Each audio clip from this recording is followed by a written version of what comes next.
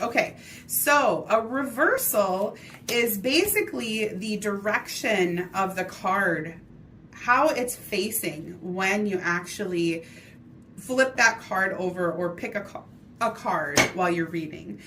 And so depending upon how you draw cards, maybe you have a client who picks the card for you, maybe you choose to draw the cards and lay them out, doesn't matter who does it.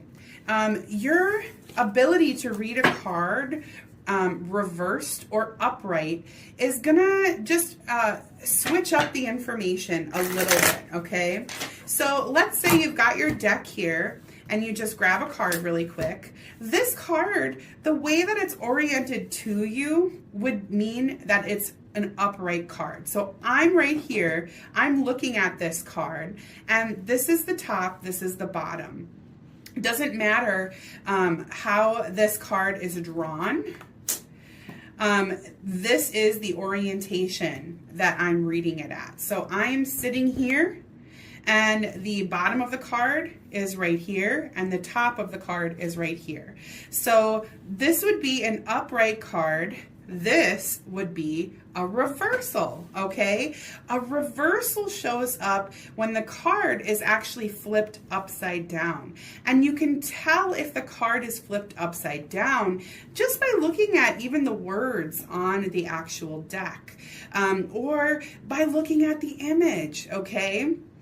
Now, what you want to understand is when you're reading a reversal, it's letting you know that there's something a little off. Either we need to do some self-reflection. You almost want to think of it as like a mirror, or something is it's kind of like being blocked, or there's a little kind of adjustment that needs to be made, or some work that needs to be done. Oftentimes when a reversal shows up, I like to encourage my clients to coach themselves to flip the card right side up through self-reflection, through maybe some spiritual work, something of that nature. And so, for example, if Ace of Cups was drawn, that person might be having a really hard time with accessing their emotions, or feeling comfortable talking about their emotions, or having faith, or finding comfort with spirituality, which is totally understandable. We're human beings, okay?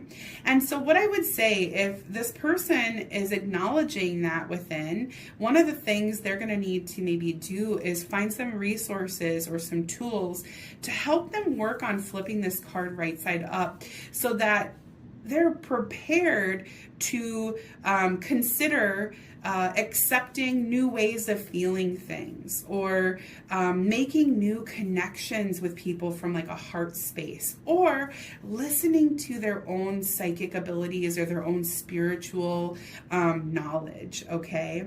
So when that Ace of Cups, for example, was drawn reversed, this is just a card that's saying, hey, I'm seeing here that there might need to be some reflection, some,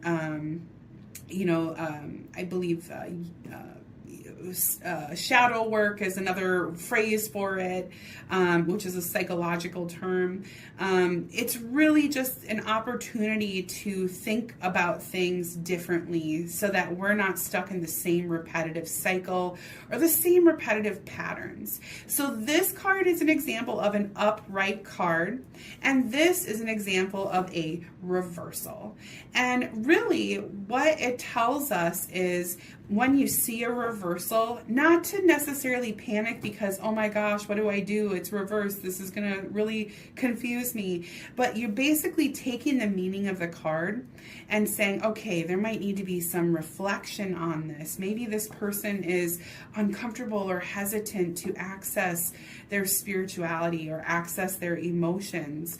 And again, that could be a self-preservation necessity for them. And so we would just encourage them to try to work on flipping this card right side up, so they can stand within their power and be open to new possibilities around those things. That is an example of a reversal, my friends. And it's really not as intimidating as you think. I encourage all of my students to practice reading reversals from the very beginning, because it allows you to kind of flex that muscle memory so that you are not so concerned or bewildered by the unknown. So I hope this was helpful for you.